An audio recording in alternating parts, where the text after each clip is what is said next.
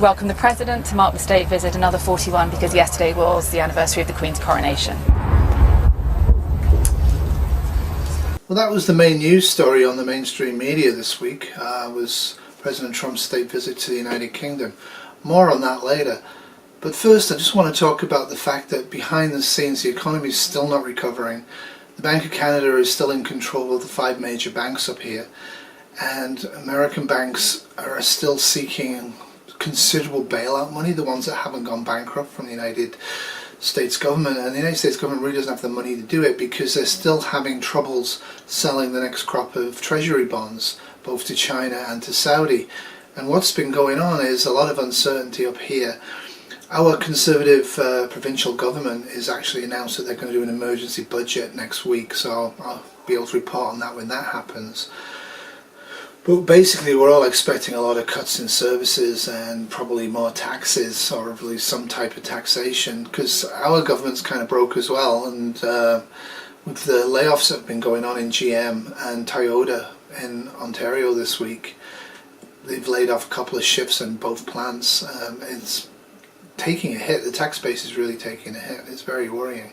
But what I'm really more worried about is what Russia and China are up to. Из всех стран самый тесный контакт Китай поддерживает с Россией. С такого заявления председатель КНР Си Цзиньпин начал в Москве переговоры с Владимиром Путиным. Сегодня сотрудничество и смогли сверить часы перед грядущим саммитом Большой Двадцатки, к которому Россия и Китай подходят с близкими позициями по целому ряду вопросов.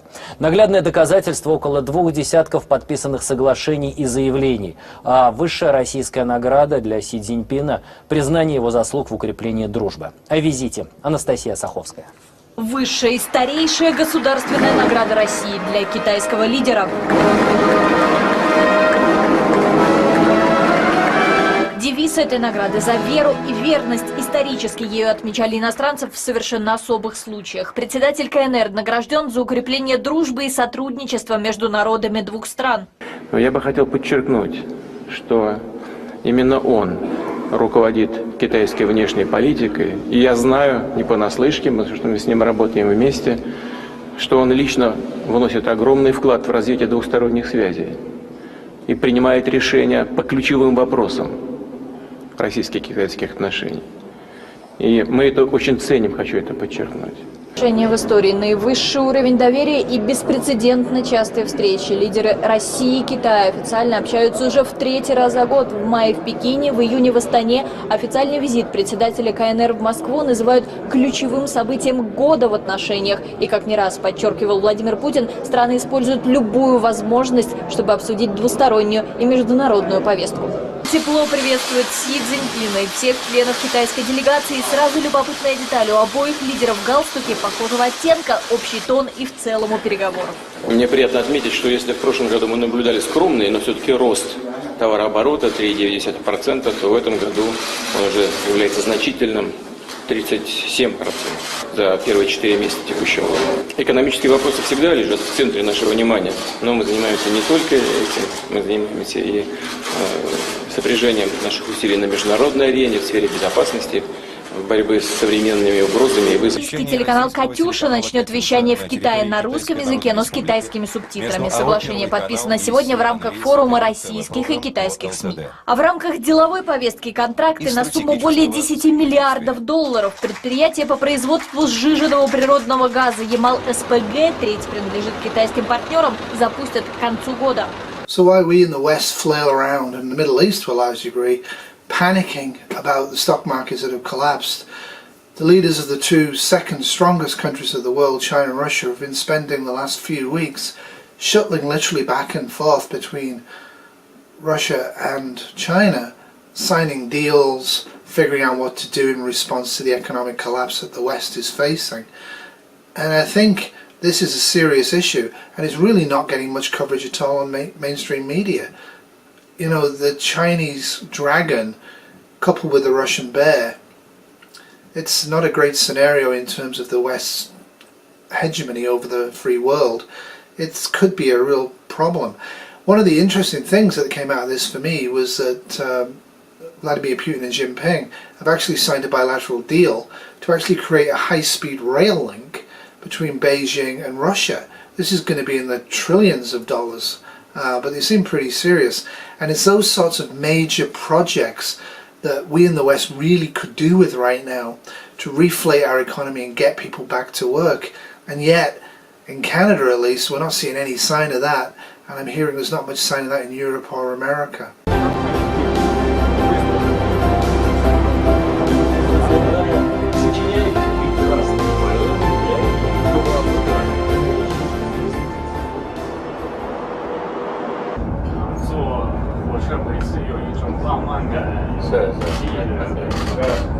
实际上我现在很喜欢坐火车，火车还是比较舒适一点，在它机动性也比较强。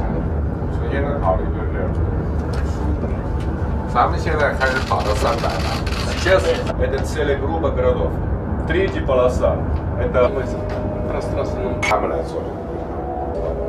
我们现在做这浪费啊，造成这个最合理的这种交通服区，包括空中路线，这个都是有成本。So Putin and Xi Jinping are all over each other's countries, signing deals, doing this, having plots. The emergency G20 meeting with the leaders plus the finance ministers is scheduled, I think, for June 18th. A lot of us are thinking, why are you waiting so long? This is a really, really serious collapse in all the stock markets. It's not rebounding. There's no consumer confidence. There's no business confidence. You got to do something, right? And nobody's doing much over here. Like I say, Donald Trump just continued with his state visit to see the Queen of England like that. Not much point going there. The Prime Minister of England, Theresa May, is actually quitting on Friday. There is no actual effective leader. Leader in name only. Lionel, she definitely is. So there's not much to be gained from the state visit other than just to have a state visit. I guess the Queen will enjoy it. But should not President Trump and Justin Trudeau and anybody else in the West right now be meeting with their counterparts and figuring out how to reflate the economy, how to get people back to work, how to get some confidence back? And certainly projects like this high-speed train link, although it seems like sci-fi to me, I don't know, I think China and Russia are quite capable of building it. And the other thing Putin and Jinping are doing is not just showing a face to the world, not that the Americans are covering it or the Canadians are covering it, but they're actually making pancakes together and going to hockey games.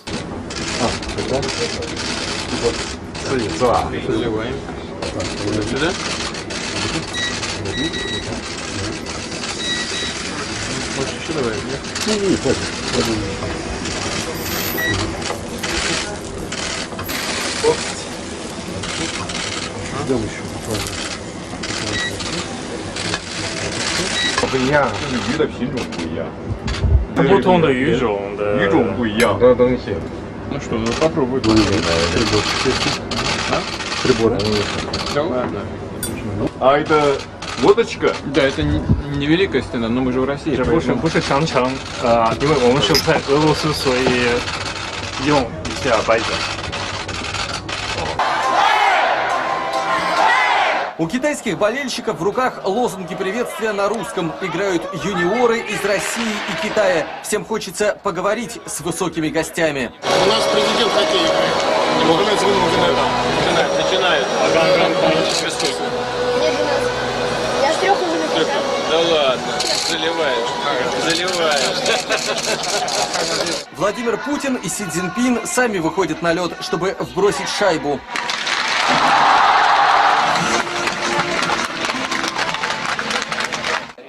Meanwhile in Canada, no surprise, consumer confidence is crashing and crashing badly. And a lot of Canadians, 1 in 4 Canadians, has no money and is literally less than $200 away from being homeless. Just days before the next Bank of Canada interest rate decision, a new report says nearly half of Canadians are concerned with the impact of rising interest rates on their finances and feel worse about their debt load from just a few months ago. Patty Levitt-Reed's in studio to join us. This is the top story on our website this morning. The headline, maxed out, 48% of Canadians on the brink of insolvency. That's right. $200 or less they feel they have between, I guess the start of the month and the end of the month. And it's a pretty serious number. MMP have been tracking this data going back to June 2017. This is the worst report they've had. Now, 4 out of 10 say that they are concerned about their debt level, not sure if they have to borrow, but 1 in 4 10 say they can't make ends meet, John. They know that they're going to have to take on more debt at the end of the month. And so this isn't so much about spending because we're in a low interest rate environment, out there buying things that are considered to be luxury goods. This report is about people saying they simply can't make ends meet, and as a result, they're taking on more debt. And rates went up 5 times. Right, And since September 2018. So rates have gone higher. People are feeling squeezed, even if it's a small sample. But I think what this does, John, it's not about the people saying, okay, I'm not going to be able to make ends meet. 41% say they regret it. I think what this does is it brings awareness for you to have the conversation in your household. Well, sure as heck you're having it in my household, and I'm pretty damn sure you're having it in yours. Unless you're like a multi-billionaire, I don't know, then you probably aren't that bothered. But yeah, the Dow today, I checked it, it's got very limited trading and a lot of controls in place, but the Dow Jones is 3,962 points today. That's down 22,000 points. You do the maths, right? Pretty much. It's a big wipeout. A lot of people wiped out. Home market sales have like stopped in Toronto and the GTA and Vancouver and Montreal and anywhere else. I think it's the same in the States. Nobody's buying a house. People are trying to sell houses. A lot of houses on the market. People are trying desperately to sell their houses that they paid for last year that now they've got mortgages they can't do. And interest rates have risen 5 times. The current interest rate is, if you go to a bank, is around about 6.2%. Now that's not critical, but it's getting there, and it looks like they may be going higher. It depends what the provincial budgets do, it depends what the federal budgets do. We're all waiting to see what the G20 does. Remember, in 2019, we're in the same sort of boat we were in 1919. And if we push interest rates too high, then we flatline. If we don't push them higher, the government's flatlining the banks, and we flatline anyway. We're in a big, big jam. Like I say, if you have the cash and you're a government, get the cash from somewhere and put it into the economy, like China and Russia are doing. Anyway, Kitty and me is starting to make major savings. We're doing a lot of stuff. I'll try and cover some of that next week. Some of it's good for the planet, and we should have done it anyway, but you know what? I think the age of convenience is over for all of us. Anyway, I just want to finish off with a little bit of thing on the Midwest flood situation. That also seems to be getting worse. There was a Nebraskan floods in that area in March. People got all hyper about it online for no particular reason. So since those huge floods that parts of the Midwest had in March, we've had more floods. We've had more floods in a lot of different places. Basically, North America, BC and the West Coast and Alberta, they've got wildfires going on. Major wildfires, lots of drought, very hot, nice weather. And you can see that every time you watch Corsair trainers. He always looks tanned, and he's always got sunglasses on. Here, in the central part of Canada and the central part of America and the East Coast, we're having nothing but cold weather and rain. A ton of rain, unprecedented rain. And this is just some farmers responding to that. The water was up to here. See that little red house right there? You can still see the water line on it, how the brick's sweating. Oh, wow. So Yeah. that's about how deep it was here on this end of town. Huh. This right here is one of the city wells that they're just pulling to try to get back to working order, because the city's without water supply. Because our water treatment plant's right down over here over the corner, and it's underwater. When the Midwest flooded last month, water tore through a levee that was supposed to protect this town from the Missouri River. Everything you see up this way, I farm. Well, you kind of, yeah, not now, but. Most of Brett Adams' corn and soybean farm is now a lake, and he doesn't know when the levee will get rebuilt. I'm hoping we're farming this next year. That's where we're at. I mean, could be 2 years. Yeah. Could be 3 years. We don't know. Right. I mean, we haven't even started. We haven't got the water off yet to even see the full scope of it. When the levee broke on Saturday, it was an emotional time. When you saw the rush of water and the current come across here, that's when you knew, oh man, this is not good. Well, there's a lot of things have changed since 1950. Yeah. Has the levee changed since 1950? No. I mean, the river's completely different. The management of the river's completely different. The capacity of the river's completely different. I'm 40 years old. When I was growing up, I don't remember getting a 5 or 6 inch rainfall. Now we do. In 2019, these aging systems buckled under the combined pressure of stronger rivers and heavier rains.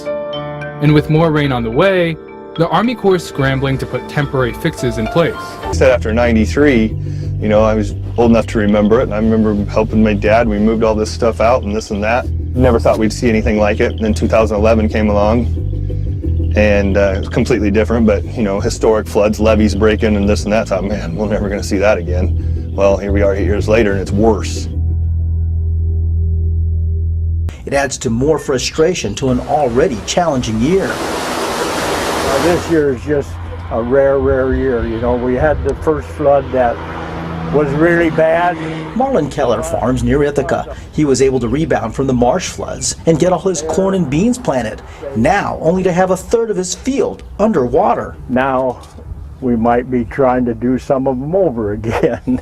Keller's been in the business for over 6 decades, riding the ups and downs of agriculture.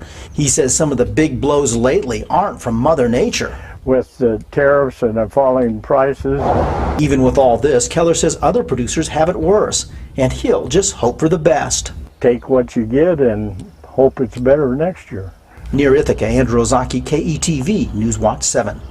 And of course, President Trump's state visit to England is actually generating a whole bunch of people who are pretty angry about it. Trafalgar Square was completely jammed today. One of the things I'm worried about is the potential for rioting. People are getting pretty annoyed, people are pretty frightened, people are pretty stirred up. And when you get huge numbers of people together and they've got a clearly visible target that they can all agree is the problem, even though it isn't the problem, it's a symptom, you can get violence.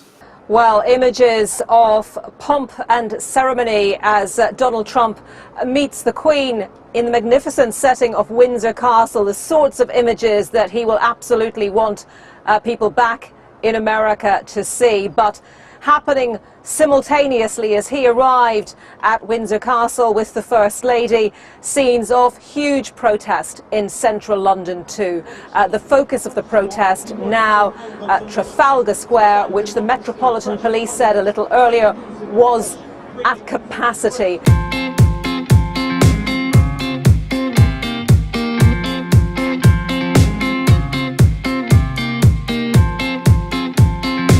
Anyway, that's it for me north of Toronto, as the Great Depression of 2019 keeps rolling along. It'll be interesting to see what happens with our wages and our hours next week. The provincial budget, I have no hope at all. I think that's really going to slash and burn right across the board.